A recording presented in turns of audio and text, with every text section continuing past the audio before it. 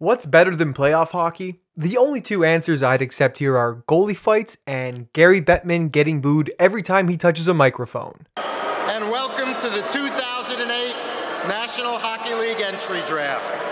I want to thank Eugene Melnick. We've seen some phenomenal Stanley Cup runs throughout the history of the NHL, so in this video, we're going to be counting down the top 6 Stanley Cup runs of all time. The 2011-2012 LA Kings. In their first year under coach Daryl Sutter, who recently went viral for saying this. Huberdeau left the bench for a little bit in the first period. Are you able to say what it was? I think he had to go take a shit. The LA Kings entered the postseason as the dark horse, sitting in the 8th seed. But that didn't stop the Kings from starting off their postseason with a bang, as they shockingly defeated the President Trophy winning Vancouver Canucks in just 5 games. Moving on to the second round, the Kings faced off against the St. Louis Blues and swept them in 4 straight games. Now moving to the conference finals with only 1 loss in their run so far, the Kings took on the Phoenix Coyotes where they won the series in 5 games, again only dropping 1 game in the entire series. Entering the Stanley Cup Finals, the Kings did not lose any momentum and took that series in 6 games against the New Jersey Devils and won the franchise's first Stanley Cup with a postseason record of 16-4. The 2 main factors that contributed to this unexpected run was 1, Jonathan Quick, and 2, the team's ability to win on the road. The Kings' road dominance was nothing short of impressive, only dropping 1 road game out of their entire run. Not to mention that loss came in Game 5 of the Stanley Cup Finals. They were the first team under the current playoff format to go undefeated on the road for that long, and also tied the playoff record for most consecutive road wins in one postseason.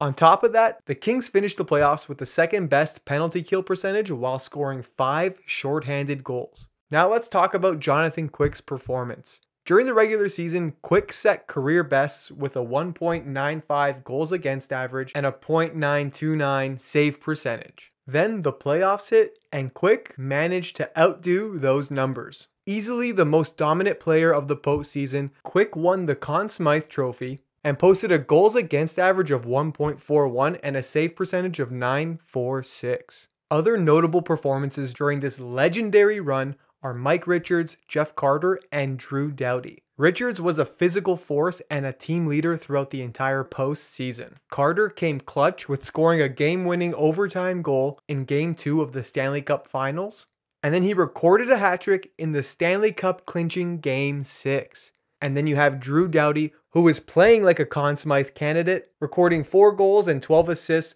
proving to be one of the best D-men in the league at the time. The 1996-97 Detroit Red Wings. Coached by Scotty Bowman, who holds the record for most wins by a coach with 1,244 and most Stanley Cups won with 9, this team absolutely dominated throughout their entire run. It's funny to say, but their first 2 series played against the St. Louis Blues and the Colorado Avalanche were actually the toughest parts of their run. Both of those series took 6 games to decide, but once the team stepped on the ice for the conference finals against the Mighty Ducks of Anaheim, they swept them in 4 straight games, and then in the Stanley Cup Finals against the Philadelphia Flyers, they did it again. Getting swept in the Stanley Cup Finals, that's gotta hurt for Flyers fans. To give some context to how this season played out, the Philadelphia Flyers entered that postseason at the top of their conference and actually went on a 17-game winning streak during the regular season. Here's what their roster looked like. Rod Brind'Amour, Paul Coffey, Eric Desjardins,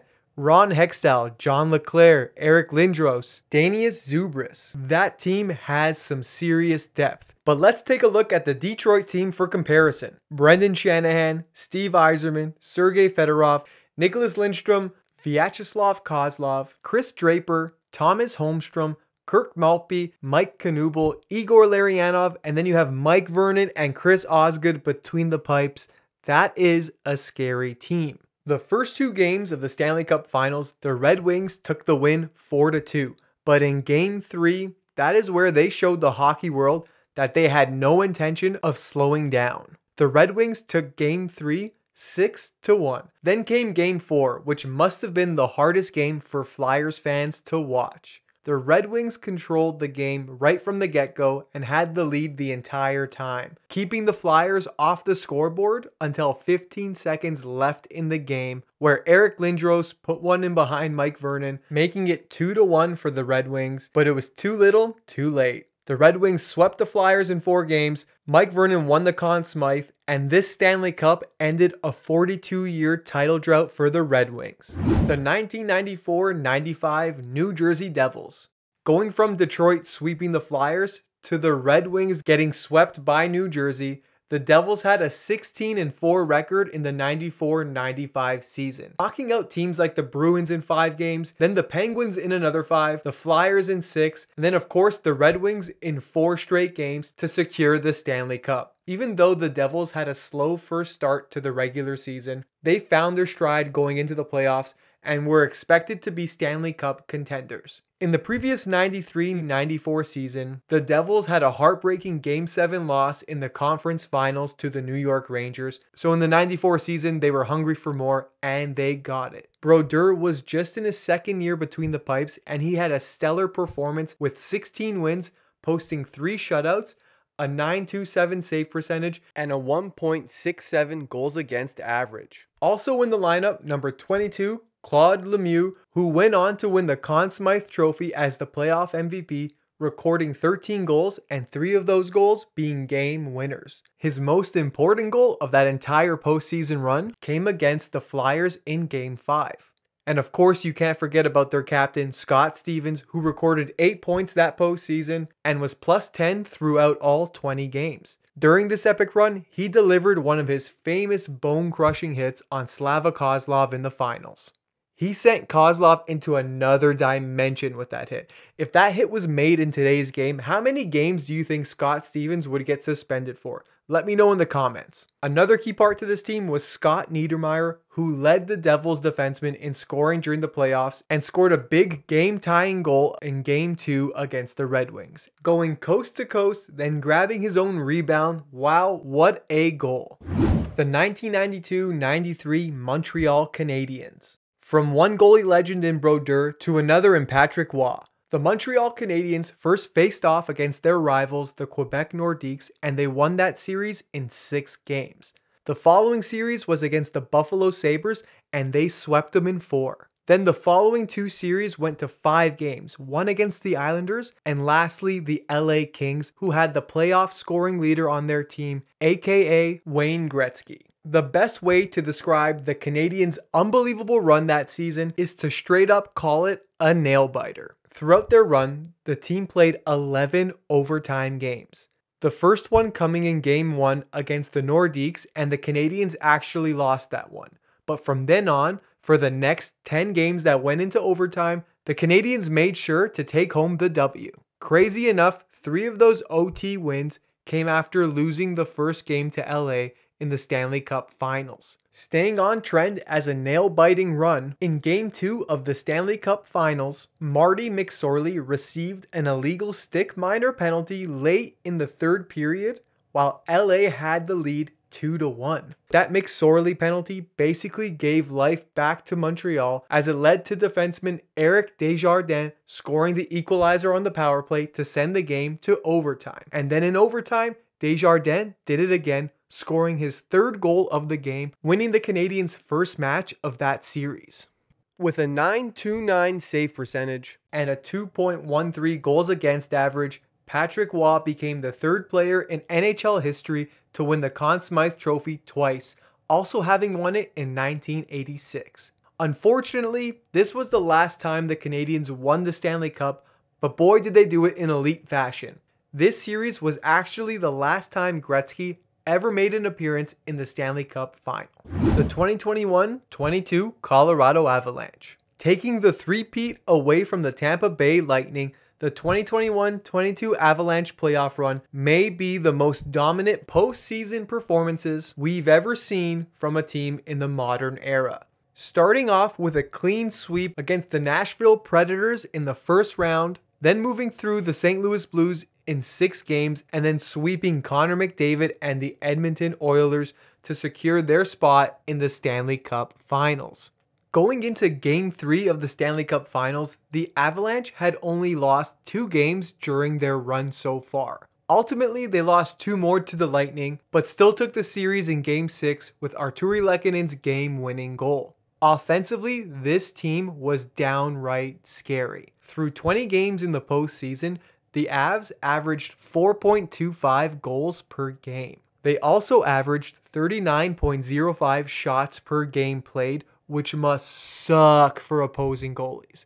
Also, they allowed 27.9 shots against, outshooting their opponents by over 10 shots. Because this win is so fresh in all our minds, we all know what I'm about to say. Cale Makar was unbelievable. He not only had one of the most productive postseasons as far as defensemen go, but also just for any player, the numbers he put up were unreal. In 20 games played, Makar produced 29 points. That's 8 goals and 21 assists, so he obviously won the Conn Smythe. During their 20-game run, Colorado had 10 comeback wins, which is tied for the most in NHL history with the 2009 Pittsburgh Penguins.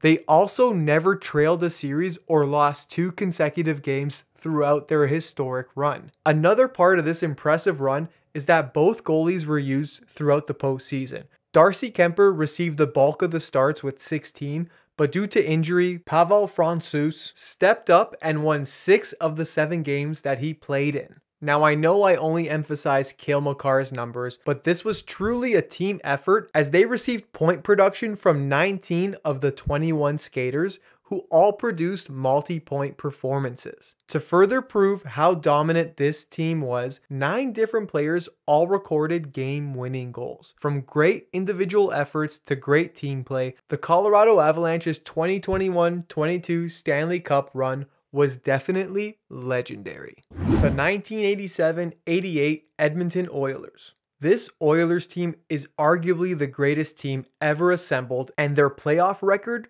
proves it.